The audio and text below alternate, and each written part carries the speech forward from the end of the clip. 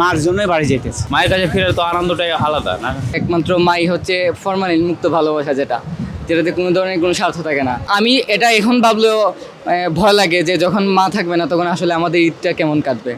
আর যার মা নাই তার কিছু নাই। রোজার ঈদের পরে আসছিলাম আমরা, কিন্তু বাইরে ঈদের সময় বাড়ি গেলে তো সবারই ভালো লাগবে, সেরকম আমারও ভালো লাগতেছে। এটা বলার মতো কিছু নাই, কারণ ঠিক আছে এটা তো ঈদের, মায়ের কাছে ফেরার তো আনন্দটাই আলাদা না।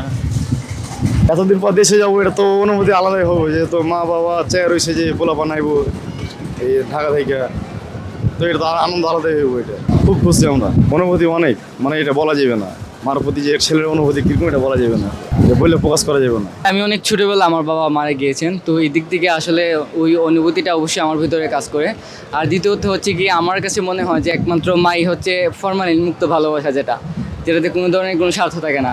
যখন আমি ভাবি যে এখন আমার মা জীবিত আছেন, এটা আসলে আমার জন্য অনেক আনন্দের একটা ব্যাপার হয়। যখন এটা ভাবি যে এখন গেলেও আমার মাকে আমি পাবো, এটা আসলে আমার অবশ্যই অনেক ভালো একটা অনুভূতি কাজ করতেছে। এবং আমি সবসময় ফোনে কথা বলতেছি, তো আজকে সরাসরি দেখবো, অনেকদিন পরে যাবো আর কি। আমার কাছে সবচেয়ে স্পেশাল হচ্ছে আমার মা, তারপর দ্বিতীয় হচ্ছে আমার বোন। তো বোনের বিয়ে হয়ে গেছে, ওই দিক থেকে আমি ডেফিনেটলি বলবো মায়ের জন্য বাড়ি ফেরা। অন্যদের প্রতি আমার ভালোবাসা কাজ করে, তবে এটা আসলে খুব ডিপ যে একটা এফেকশন কাজ করে সেটা না, অনুভূতি কাজ করে, কিন্তু মায়ের প্রতি অসম্ভব লেভেলের ভালোবাসা যেটাকে বলে আর কি। নতুন সেনোরা গাইনোকোলজিক্যাল সোসাইটি দ্বারা স্বীকৃত নিরাপদ ও সুগন্ধিমুক্ত স্যানিটারি ন্যাপকিন সেনোরা। মা হচ্ছে সবচেয়ে স্পেশাল পার্সন আমাদের জন্য। তো আমি এটা এখন ভাবলেও ভয় লাগে যে যখন মা থাকবে না তখন আসলে আমাদের ঈদটা কেমন কাটবে। মা থাকাতে ঈদের আনন্দ মাত্রাটা যোগ করে।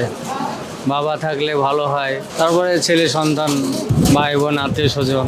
বাইরে থেকে বাড়িতে গেলে অনেকটাই ভালো লাগে ঈদের টাইমে, সবাইকে একসাথে পাওয়া যায়, হাজার কষ্ট হলেও ভালো লাগে।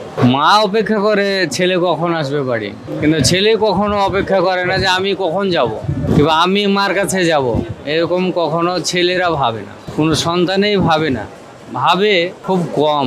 আলহামদুলিল্লাহ আমার মা এখনো আছে। বাপ 3 বছর হলো মারা গেছে, এখন বাপের এইটা পাইতেছি না, বাপের ভালোবাসা আদর এইটা পাই না। মা আছে, মার জন্যই বাড়ি যেতেছে একমাত্র। আর যার মা নাই তার কিছু নাই, কিছুই নাই, এটা আমি বলবো। মার মতো আপন কেউ না। মূল আনন্দ মানে 1 নম্বর আনন্দ, এর থেকে 1 নম্বর হয় না। মা থাকাটা 1 নম্বর আনন্দ, মা ছাড়া ঈদ জমে না। মায়ের জন্য ধরেন না অনেক টান, আর বাপ তো মরে গেছে, তাই বাপের জন্য অনুতপ্ত হইতে হয়, বাপের জন্য একটু খারাপ লাগে আমাদের থেকে, এরকম আরই। মায়ে অপেক্ষা করে সন্তানেদের জন্য, সন্তানেরা অপেক্ষা করে না মায়ের জন্য। কিন্তু তারপরে মায়ের মতন কি আর হয় নাকি? যতটুকু কষ্ট হোক, মায়ে আনন্দ তো, মা বাপকে নিয়ে আনন্দ করতে অনেক ভালো লাগে। তো বাপ নয়, বাপকে মিস করতেছি, আর মা আছে, এখন মাকে নিয়ে ঈদ করবো আরই।